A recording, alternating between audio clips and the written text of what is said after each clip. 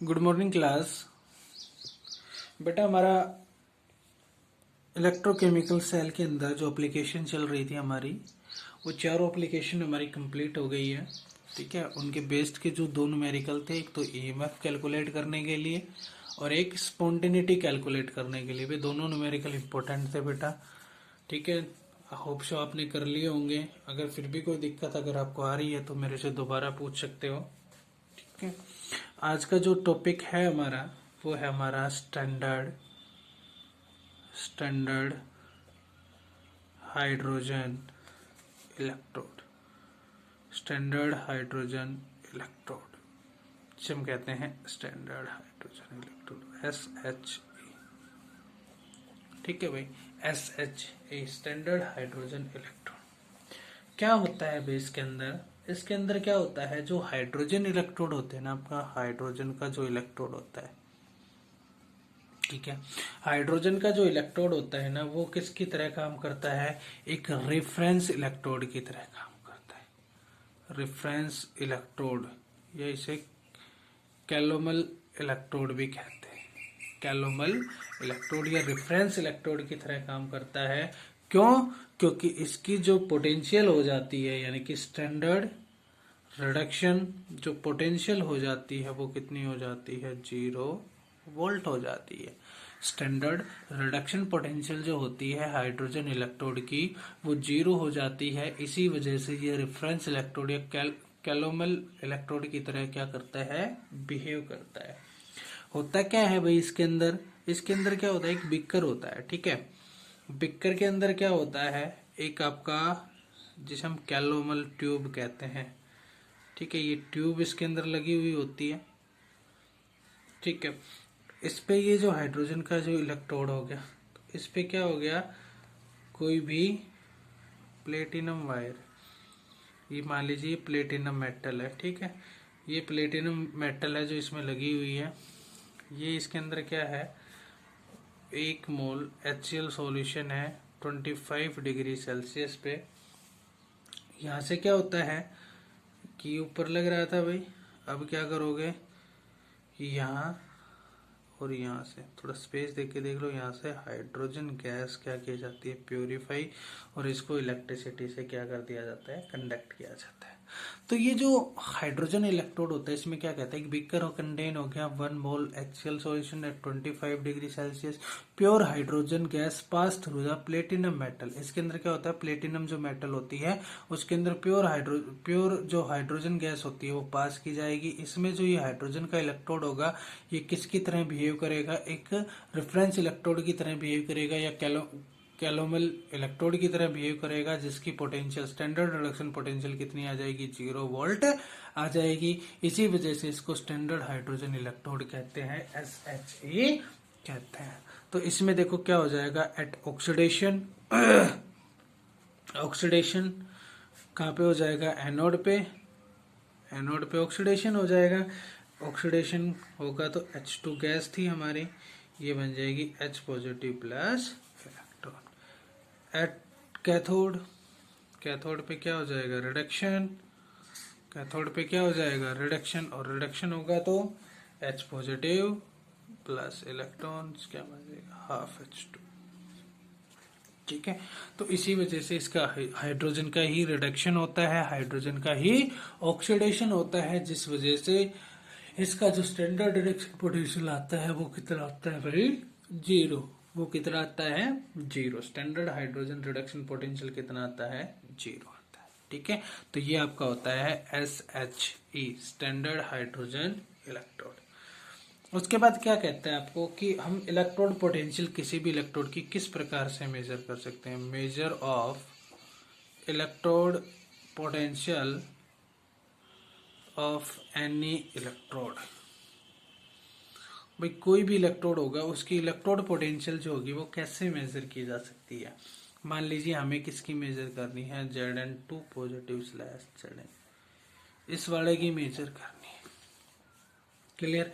तो देखो Zn2 positive slash Zn, ये हमें मेजर करनी है। E0 H positive slash half H2, ये हमें दे रखी है 0 वोल्ट। ये हमें दे रखी है कितनी 0 वोल्ट। कुछ नहीं करना बेटा, सिर्फ वही करना है जो हम करते हैं। इलेक्ट्रोकेमिकल सेल पड़ी थी, इलेक्ट्रोकेमिकल सेल में जिस भी इलेक्ट्रोड की निकालनी हो, भाई जिंक की निकाल लिए, जिंक का इलेक्ट्रोड यहाँ था, जिंक का इलेक्ट्रोड लगा दिया यहाँ पे। इधर क्या लगा दिया, हाइड्रोजन वाला इलेक्ट्रोड लगा दिया।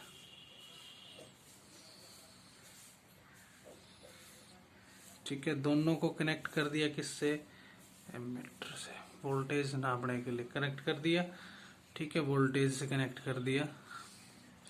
ये अंदर क्या लगा दिया, इसके साल्ट ब्रिज लगा दिया। इसके अंदर क्या हो गया, जिंक का, किस पे, ये एनोड पे, ये कहाँ था, कैथोड पे, किसका, हाइड्रोजन का। इसके अंदर 1 मोल HCl सॉल्यूशन, इसके अंदर 1 मोल जिंक सल्फेट सॉल्यूशन। भाई यही तो था, इधर इलेक्ट्रॉन्स का फ्लो होता है। तो देखो यहाँ पे क्या होगा, जब भी इसके अंदर से इलेक्ट्रिसिटी कंडक्ट होगी तो उसकी जो वोल्टेज आएगी, यानी कि जो ई नोट सेल आ रही है वो कितनी आ रही है, 0.76 वोल्ट। कितनी आ रही है, 0.76 वोल्ट आ रही है। ठीक है, तो 0.76 क्या आ रही है, वोल्ट आ रही है, मतलब ई नोट सेल की वैल्यू आ रही है 0.76। ठीक है, तो यहां से देखो हमारी क्या होती है, एक चीज पढ़ी होगी आपने, क्या कि जो ई नॉट सेल होती है वो होती है E naught reduction minus E naught oxidation. ये पढ़ रखी है, E naught reduction minus E naught oxidation. Clear. तो अब देखो ई नॉट सेल कितना दे दिया, आ गया अभी हमारा 0.76 वोल्ट। अब देखो इसका रिडक्शन हो रहा था या ऑक्सीडेशन, एनोड पे क्या होता है, ऑक्सीडेशन होता है। तो रिडक्शन वाले की वैल्यू कितनी है, 0, ऑक्सीडेशन वाले की वैल्यू 0.76 वोल्ट है। भाई ये नहीं है, ये हमें निकालनी है ई नॉट ऑक्सीडेशन। ठीक है, अब यहां से क्या हो जाएगा, देखो ई ऑक्सीडेशन निकालोगे तो क्या हो जाएगा बताओ, ई ऑक्सीडेशन यानी कि E naught Zn2 positive slash Zn। जब इसकी वैल्यू निकालोगे तो ये आ जाएगी -0.76 वोल्ट। तो ये किसी भी इलेक्ट्रोड की क्या आ सकती है, क्या आ सकती है भाई, आपकी ई नोट सेल आ सकती है। इसी प्रकार हम कॉपर वाले का जब निकालेंगे तो कॉपर वाले की आ जाएगी +0.34 वोल्ट। उसमें क्या करना पड़ेगा भाई, जहां पे हमने जिंक को लिया है, जहां पे हमने किसको लिया था, जिंक वाले को लिया था, इस पे हाइड्रोजन को ले लेंगे। और जहाँ पे हाइड्रोजन वाला लिया था, जैसे यहाँ पे जिंक का था, यहाँ पे किसका ले लेंगे, हाइड्रोजन का, और हाइड्रोजन वाले पे कॉपर वाले का ले लेंगे। और पोटेंशियल कितनी ले लेंगे, यहाँ पे 0.34, और फिर इसको कैलकुलेट कर देना है। ठीक है, एक बार कैलकुलेट करके देख लेना बेटा, नहीं आए ना तो मेरे से फिर पूछ लेना। क्लियर हो गया, कर लोगे इतना। ठीक है, चलो करके दिखा देता हूँ एक बार, या कर लोगे, कर लेना बेटा। ठीक है, इसके बाद देखो एक टॉपिक आता है हमारा Nernst equation, Nernst equation for electrode potential. Nernst equation निकालनी है हमें किसी भी इलेक्ट्रोड पोटेंशियल, एक इलेक्ट्रोड पोटेंशियल के लिए निकालनी है। ठीक है, नर्नेस्ट इक्वेशन किसी भी एक इलेक्ट्रोड पोटेंशियल के लिए। तो ये क्या होती है, एक इफेक्ट देता है, ये क्या, कंसंट्रेशन का और टेम्परेचर का। एक कंसंट्रेशन और टेम्परेचर पे क्या देता है, इफेक्ट देता है, किस पे, इलेक्ट्रोड पोटेंशियल की। जो इलेक्ट्रोड पोटेंशियल होती है उसकी कंसंट्रेशन और उस पर टेम्परेचर का क्या देता है, इफेक्ट देता है। कंसिडर करके चलो, consider a half reduction reaction, एक हाफ रिडक्शन रिएक्शन कंसिडर करके चलोगे, क्या हो जाएगी, वो हो जाएगी Zn2 पॉजिटिव प्लस 2 इलेक्ट्रॉन से क्या बन जाएगा, Zn बन जाएगा। ठीक है, हाफ रिडक्शन रिएक्शन होगी according to नर्नेस्ट equation. Nernst equation के अकॉर्डिंग हमें क्या करना पड़ेगा, तो नर्नेस्ट इक्वेशन हमारी होती है यहाँ से E_Zn2 पॉजिटिव स्लैश Zn बराबर E not Zn2 positive slash Zn minus RT upon NF natural log ZnS upon में Zn2 पॉजिटिव। ये होती है हमारी नर्नेस्ट इक्वेशन। ठीक है, इस नर्नेस्ट इक्वेशन में देखो क्या है भाई, सबसे पहले E Zn2 positive slash Zn, ये क्या है, इलेक्ट्रोड पोटेंशियल है, electrode potential of given concentration, किसी भी गिवन कंसंट्रेशन पे इलेक्ट्रोड पोटेंशियल है। E naught Zn 2 positive slash Zn, ये क्या है भाई, ये है स्टैंडर्ड इलेक्ट्रोड पोटेंशियल, ये है स्टैंडर्ड इलेक्ट्रोड पोटेंशियल। उसके बाद क्या आता है भाई आर, आर क्या है हमारा गैस कांस्टेंट है, आर हमारा क्या है गैस कांस्टेंट, वैल्यू पड़ी होगी 8.314 जूल किलो मोल इनवर्स। उसके बाद क्या है टी, टी है हमारा टेम्परेचर 25 डिग्री सेल्सियस या 298 केल्विन, ठीक है, ये टी हो गया। एफ जो आया उसके बाद एफ आता है Faraday constant, Faraday constant 96,500 coulomb. फिर आता है एन, एन होते हैं number of electrons, number of electrons involve, कितने इलेक्ट्रॉन्स इन्वॉल्व हुए वो, नेचुरल लॉग, इसकी वैल्यू होती है 2.303 लॉग। और Zn जो हो गई वो हो गई हमारी टोटल कंसंट्रेशन जो हमें कितने लेनी है 1, ठीक है। तो इन सभी वैल्यूज को पुट करके, ठीक है, इन सभी वैल्यू को पुट करके जो हमारी नर्नेस्ट इक्वेशन बनती है भाई, वो बनती है क्या, देखो वो बनती है E naught Zn 2 positive slash Zn minus 0.0591 upon में n लॉग 1 अपॉन में Zn2 पॉजिटिव।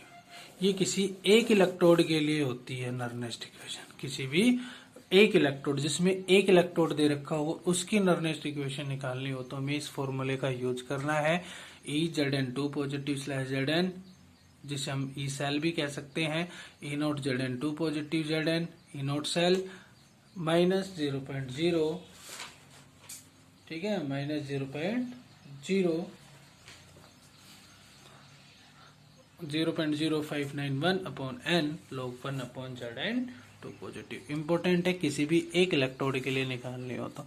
देखो क्वेश्चन कैसा आएगा बेटा इसमें, देखो क्वेश्चन ये कह रहा है calculate the electrode potential of zinc electrode, zinc electrode का निकालना है, कितने का 0.1 m zinc sulphate solution, concentration दे दी एट 25 डिग्री सेल्सियस, टेम्परेचर पे कंसंट्रेशन का इफेक्ट निकालना है भाई, ठीक है। इलेक्ट्रोड पोटेंशियल निकालना है जिंक का, जिसमें उसकी ई नोट सेल दे रखी है भाई, ई नोट सेल दे रखी है, जिसमें उसने ई नोट जो सेल दे दी थी जिंक की वो दे दी 0.76 volt with negative sign. Clear बेटा। तो देखो बहुत आसान सा क्वेश्चन है भाई, हमें जिंक की ई नोट ये सेल निकालनी थी, ई नोट जिंक की कितनी दे दी माइनस 0.76 वोल्ट दे दी, ठीक है, माइनस 0.0591। एन की वैल्यू कैसे निकालोगे बेटा, देखो एन क्या हुआ Zn 2 पॉजिटिव प्लस 2 इलेक्ट्रॉन से क्या हुआ Zn बना, तो 2 इलेक्ट्रॉन का क्या किया इसने गेन किया, ठीक है, 2 इलेक्ट्रॉन का क्या किया गेन, तो नंबर ऑफ इलेक्ट्रॉन्स कितने इन्वॉल्व हुए 2 हुए, तो एन की वैल्यू कितनी आ गई 2 आ गई। लॉग 1 अपॉन Zn2 पॉजिटिव की कंसंट्रेशन उसने दे रखी है 0.1, ठीक है, यहाँ से सोल्व कर लोगे 0.76 माइनस इसको यहाँ से कैंसिल करोगे तो 0.0295, ठीक है, ये बचा लॉग, ऊपर 10 हो जाएगा नीचे 1 हो जाएगा, तो लॉग 10 की वैल्यू होती है बेटा 1, लॉग 10 की वैल्यू होती है 1, लॉग 10 की वैल्यू कितनी हो जाएगी 1 हो जाएगी, तो क्या बचेगा 0.76 माइनस का 0.0295 ऐड हो जाएंगे माइनस माइनस के, तो माइनस माइनस के ऐड हो जाएंगे तो 0.7895 वोल्ट विद नेगेटिव साइन, ये आपका क्या आ जाएगा आंसर आ जाएगा, ठीक है बेटा। किसी भी एक इलेक्ट्रोड की दे दे, तो मान ले किसी भी एक इलेक्ट्रोड के लिए अगर आपको क्या निकलवाए, उसकी इलेक्ट्रोड पोटेंशियल निकलवाए, तो आपको ऐसे निकालने, ठीक है। ऑप्शो समझ में आया होगा इतना बेटा। इस टाइप के जो बुक्स से न्यूमेरिकल होंगे ना बेटा वो कर लेना, फिर भी अगर कोई दिक्कत आती है तो मेरे से पूछ लेना। Thank you, have a nice day.